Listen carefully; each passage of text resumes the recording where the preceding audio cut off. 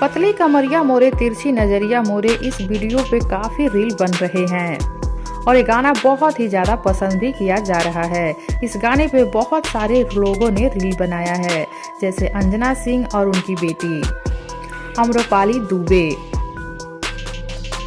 आम्रपाली दुबे के साथ साथ चिंटू पांडे भी और यश निधि भी और भी बहुत सारे लोगों ने इस गाने पे रील्स बनाया है। तो आप इस वीडियो को अंत तक देखिए और किसका डांस आप सबको ज्यादा अच्छा लगा है हमें कमेंट बॉक्स में जरूर बताइए और इस वीडियो को ज्यादा से ज्यादा शेयर कीजिए ताकि और भी लोग इस रील्स को देखें और कौन सबसे अच्छा एक्टिंग किया है, डांस किया है, कमेंट बॉक्स में बताएं।